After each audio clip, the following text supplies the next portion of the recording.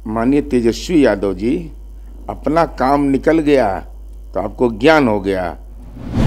कल कुर्था की जनसभा आपकी थी जहानाबाद लोकसभा में, वहाँ आपके कार्यकर्ता बेहोश हो गए कि शिक्षक को छुट्टी नहीं दिया जाना तो अगरबत्ती दिखाएंगे वहाँ विद्यालय में जाके कि धूप बत्ती दिखाने का काम है। लालू यादव जमींदार हैं, पटना में 43 बीघा जमीन, 43 बीघा 12 कट्ठा 16 दूर जमीन है। बताइए तो इनको गरीबी या महंगाई से क्या मतलब है, रोजगार से। लालू जी जो नौकरियां दी है, जमीन जो लिखवा करके, वो काहे नहीं जोड़ते हैं? इतना हिसाब किताब कमजोर कैसे आपका है? देख न रहे हो विनोद, वही हाल है। नमस्कार, फर्स्ट बिहार झारखंड देख रहे हैं आप, मैं आपके साथ प्रिया। बिहार में जितने भी लोग हैं वो इस वक्त गर्मी से परेशान हैं। आपको बता दें कि बीते दिनों कई लोगों ने अपनी सांसें गंवा दी सिर्फ और सिर्फ गर्मी की वजह से। लेकिन एक तरफ बच्चों के स्कूल को लेकर के अगर देखा जाए तो बच्चों को स्कूल को लेकर के भी, टाइमिंग को लेकर के कई सवाल उठ रहे थे। और अब बिहार विधानसभा के नेता प्रतिपक्ष तेजस्वी यादव ने सरकार पर निशाना साधा है सीधी तरीके से। उन्होंने कहा है कि भीषण गर्मी में जिस तरीके से बच्चे अब स्कूल जाना बंद कर दे रहे हैं, जिस तरीके से उनकी तबीयत खराब हो रही है, तो शिक्षकों को जो है वो बिहार सरकार को खास ध्यान रख करके छुट्टी देना चाहिए। हमारे साथ जेडीयू से एमएलसी और प्रवक्ता नीरज कुमार हैं। इनसे जानते हैं कि आखिर सरकार शिक्षकों के लिए और तेजस्वी यादव के इस बयान को लेकर के कितना ज़्यादा एक तरीके से अब एक्शन लेगी और किस तरीके से शिक्षकों को राहत मिलने वाली है, क्या कहेंगे? माननीय तेजस्वी यादव जी, अपना काम निकल गया तो आपको ज्ञान हो गया। कल कुर्था की जनसभा आपकी थी जहानाबाद लोकसभा में, वहाँ आपके कार्यकर्ता बेहोश हो गए। तो आपको वहाँ गर्मी का एहसास तो नहीं हुआ होगा, क्योंकि आपको वोट लेना था। कूलर आपके बगल में होगा तो आपको गर्मी का एहसास कहाँ होगा? वो तड़पते रहे कार्यकर्ता और आप वोट की अपील करते रहे।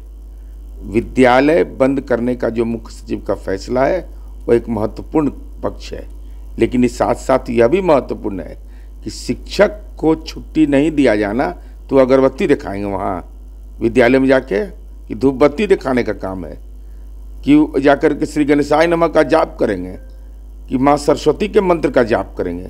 कौन काम है विद्यालय में शिक्षकों का? और साथ ही साथ यह तपिश में केवल शिक्षक ही बेहाल नहीं है, बल्कि हमारे चुनाव कर्मी जो राज्य के कर्मी थे उनकी दुखद मौत हो गई। पुलिसकर्मी नहीं, अत्याचार उनको क्या समझ में आएगा? अत्याचार का परिभाषा वो जानते हैं। 118 नरसंहार जिस समय हुआ था उस समय अत्याचार नज़र नहीं आया था।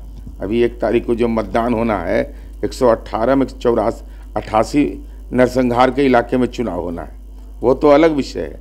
लेकिन सवाल अगर पात्रता का है कि आप सवाल उठा रहे हैं, तो आपको यह ज़मीर आपका नहीं कांपा? कल जब आप सभा कर रहे थे, कल की तपिश का आपको एहसास नहीं था? अपने पिताजी को तो घर में बंद कर दिए कि नहीं पापा बहुत गर्मी है मत निकलिए, और खुद बाहर निकल रहे थे।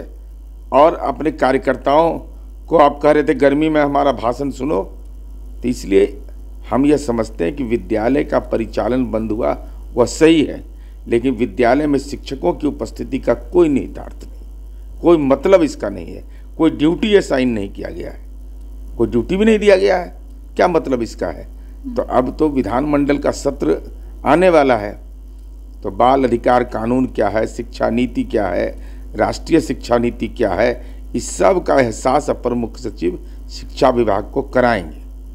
अच्छा, एक तरफ तेजस्वी यादव बार बार सरकार पर निशाना साध रहे हैं, ये कहते हुए कि जो एनडीए की सरकार है, जो प्रधानमंत्री है, उनकी 3 महबूबा है, महंगाई है, बेरोजगारी और गरीबी, और इन तीनों महबूबाओं को पाल रहे हैं। अब तेजस्वी यादव गरीबी पर मत बोलिए, आप मन दुखी मेरा हो जाता है। लालू यादव जमींदार हैं, पटना में 43 बीघा जमीन, 43 बीघा 12 कट्ठा 16 दूर जमीन है।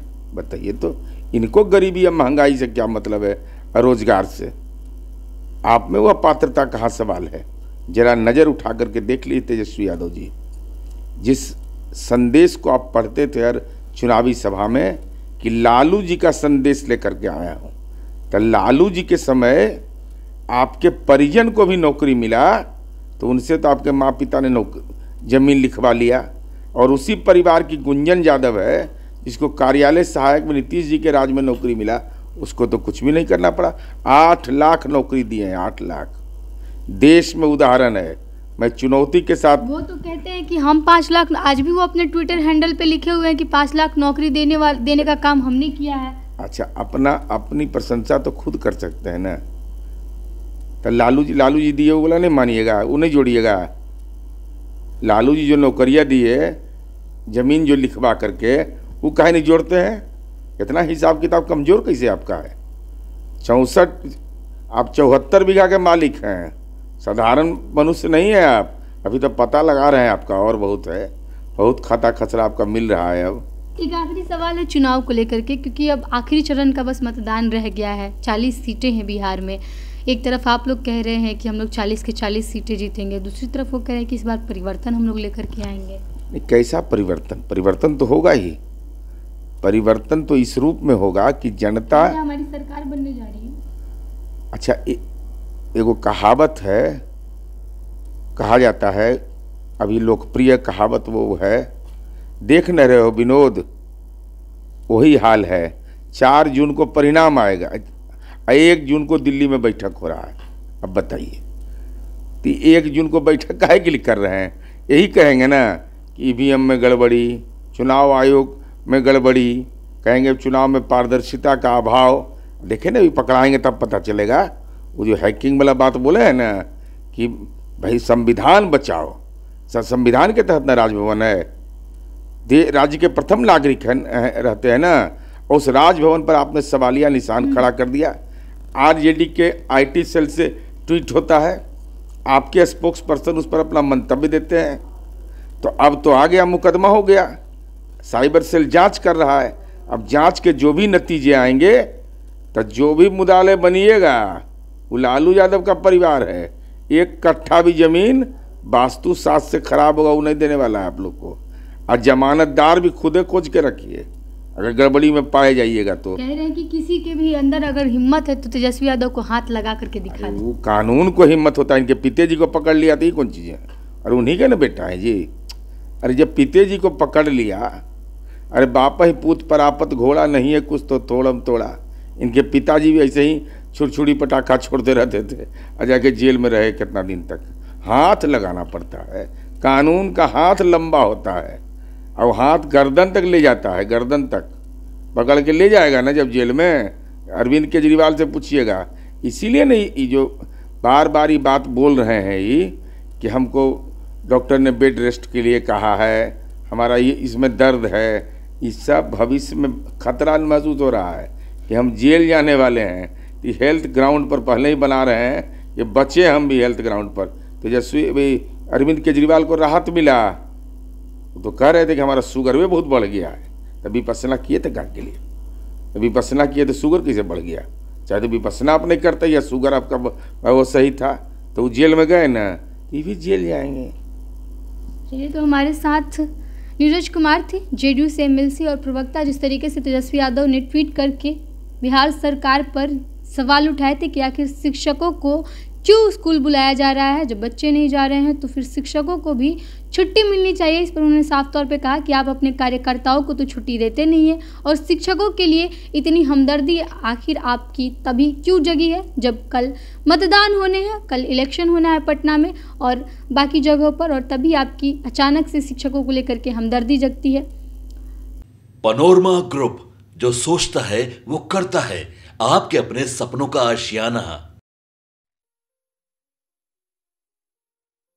ये लो, मुंह मीठा करो। आज मैंने अपना जॉब छोड़ दिया, अब हम पूर्णिया वापस जाएंगे। जॉब छोड़ दिया है? मतलब ये घर कैसे चलेगा? हम करेंगे क्या? और माँ बाबूजी क्या बोलेंगे? इसलिए मैं एक और मिठाई का डब्बा लाया। अपने बिजनेस के लिए लोन अप्रूव हो गया। अरे लोन अप्रूव हो गया वो तो ठीक है, लेकिन पूर्णिया में हम रहेंगे कहाँ? अपना घर भी तो नहीं है वहां। इसलिए तो एक और मिठाई का डब्बा अलग से लाया हूं। हमने पूर्णिया में घर ले लिया है, पूर्णिया के ई होम्स पैनोरमा में। पूर्णिया में पैनोरमा ग्रुप लेकर आए हैं ई होम्स पैनोरमा। बड़ा घर, आलीशान जिंदगी और अत्याधुनिक सुविधाओं के संग। अरे अरे, अब क्यों मुंह मीठा करवा रही हो? क्योंकि हम घर वापसी जो कर रहे हैं। घर वापसी की खुशी। पूर्णिया में ई होम्स पैनोरामा के संग। E Homes Panorama, luxurious lifestyle redefined.